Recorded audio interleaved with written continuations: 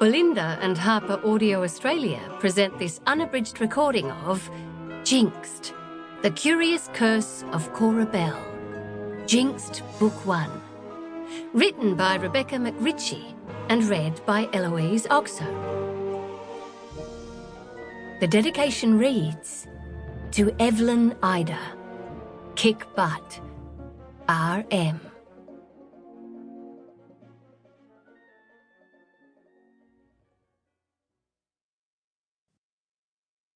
Prologue. The Princess in the Yellow Nightdress. In a crowded forest, not near anywhere, a woman in a yellow nightdress ran for her life. Her long amber hair lashed behind her as she gasped heavy breaths and sprinted barefoot between the trees. Her back stung from where her wings once were. The remaining feathers fell away in tufts at her feet. She stopped running when the ground ended. Panting, she looked out in front of her. Nothing but night filled the space as she peered over a high, rocky cliff. There was a loud screech behind her, and she whirled around to see a bolt of lightning ricochet against the trees. Then, as quickly as it came, it disappeared, leaving only silence. She searched the dark forest and waited, her heart beating fast. She looked for a glimmer, a ruffle, something, anything. Then the sound of deep laughter filled the air. All alone, Princess? Came a voice from the forest. She felt her fear double in her chest. Without her wings, there wasn't much chance of escape. She knew that now. She took a deep breath and squared her blood-stained shoulders.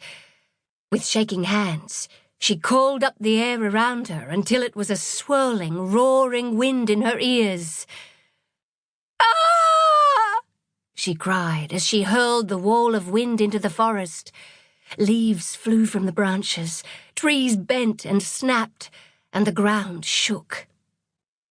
Then, without pause, she hurled another and another and another until the trees in front of her were bare.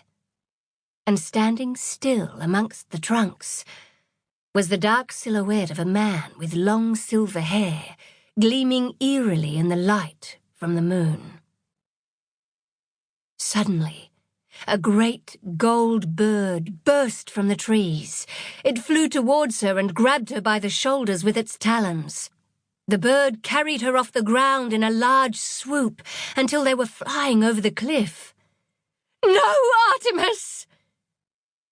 There was another crack of lightning, but this time it was followed by a sharp pain in her chest. The bird dipped in flight, injured. He struggled to hold her. There wasn't much time. She looked up at her friend, tears in her eyes. Take it, she breathed. She let go of what she had been holding onto for so long. Then she pulled the talons from her shoulders and fell, a flowing tangle of amber and yellow silently plummeting towards the ground. Chapter 1. In the city of Urt, there was a wall. It was tall and wide, like most walls. It was boring and plain, also like most walls. But unlike most walls, and unbeknownst to all, behind that wall in the city of Urt lived an elderly lady named Dot and a young girl named Cora. Behind the wall, in the space where they lived, Cora awoke one morning to the sound of a lullaby floating into her room. The gentle music sounded like it was far away at first, so the young girl turned over in her bed and tried to go back to sleep. When the music persisted, Cora woke. Sample complete. Ready to continue?